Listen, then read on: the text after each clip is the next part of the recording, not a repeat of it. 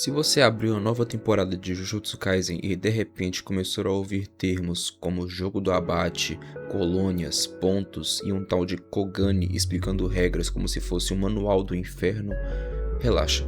Nos próximos minutos eu vou te deixar 100% pronto para entender o que está acontecendo, sem confusão e sem aquele sentimento de acho que perdi um episódio. Agora respira, porque a partir daqui a gente vai organizar o caos. Onde a história realmente parou. Da segunda temporada terminou num estado de desastre total. O incidente de Shibuya foi praticamente o ponto sem retorno da obra. O Gojo foi selado, isso muda tudo. Com ele fora do tabuleiro, o mundo Jujutsu perde o maior freio contra o caos. O Sukuna assumiu o corpo de Yuji por um tempo, e o resultado foi um massacre.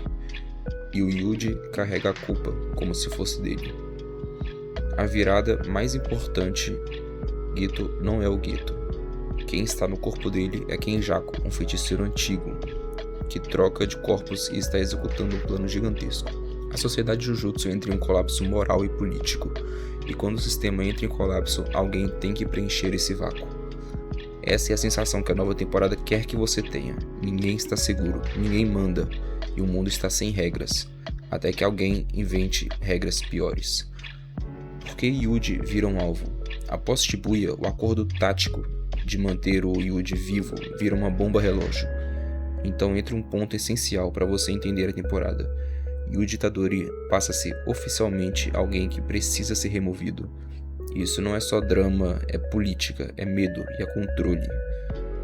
E é aqui que muita gente se confunde. A obra não está dizendo que Yuji é culpado. Ela está dizendo que quando o mundo entra em pânico, alguém vira um bode expiatório, quem quer que seja. E nessa mesma onda, outros personagens começam a ser reposicionados como peças principais. Essencialmente, quem tem poder e autoridade para fazer cumprir as decisões. O que Kenjaku quer, afinal? Se você só guardar uma coisa sobre Kenjaku, guarde isso. Ele não está fazendo isso por vingança, nem por dinheiro, nem por dominação do mundo, estilo vilão genérico. O objetivo dele é forçar a evolução da humanidade através do caos, otimizando e mexendo com a energia amaldiçoada em escala nacional.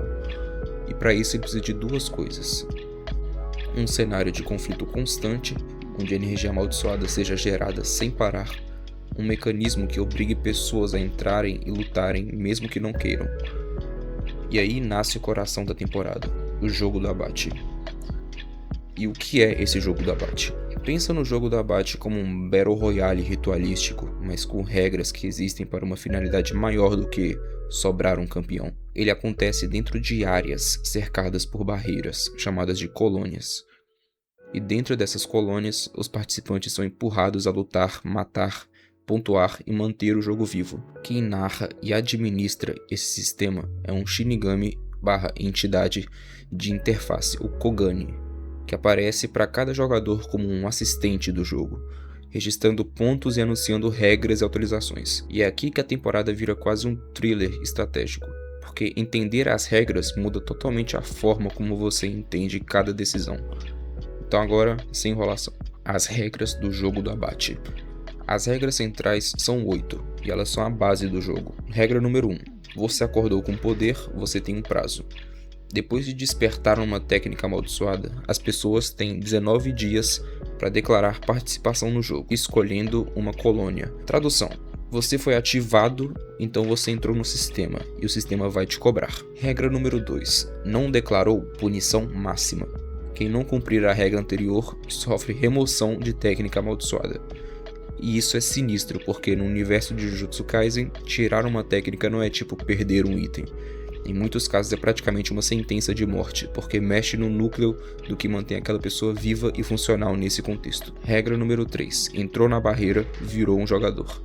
Se você não é um jogador e entrar em uma colônia, você vira jogador automaticamente. Essa regra é uma armadilha elegante. Ela transforma curiosidade, fuga e desespero, qualquer coisa, em inscrição automática. Regra número 4. Você pontua matando. Jogadores ganham pontos ao tirar vida de outros jogadores. Aqui não tem floreio, é um sistema que premia a morte como combustível do próprio ritual. Regra número 5. O valor da vida vira número. O valor de cada jogador em pontos é determinado pelo mestre do jogo. Em geral, feiticeiros valem 5 pontos, não feiticeiros valem 1 ponto. Percebe a crueldade filosófica? O jogo transforma vidas em moeda, e ainda diz, umas valem mais do que as outras. Regra número 6. 100 pontos compram uma mudança no jogo. Você pode gastar 100 pontos para negociar e adicionar uma nova regra. Detalhe importante, você não pode usar o valor da sua própria vida nessa conta. Ou seja, você precisa conquistar esses pontos, e conquistar significa geralmente ter matado bastante gente ou ter derrotado alguém que matou bastante gente. Regra número 7. O mestre é obrigado a aceitar como uma condição. A regra nova deve ser aceita a menos que ela cause um efeito marcante e duradouro no jogo.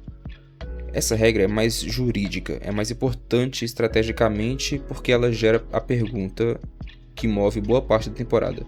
Que tipo de regra dá para enfiar no sistema sem quebrar o sistema? E aí que entram os planos inteligentes. Brechas, condições, redação ambígua, consequências indiretas. Regra número 8. Se você ficar parado, você morre. Se a pontuação de um jogador não mudar por 19 dias, ele sofre remoção de técnica amaldiçoada. Essa regra impede o jogo de esfriar. Você não pode entrar, se esconder e esperar passar o jogo. O jogo exige movimento, luta, morte, pontos, conflito. O sistema te obriga a agir. O que tudo isso significa na prática? Agora, é só você juntar as peças. Se você é jogador e não pontua, você morre.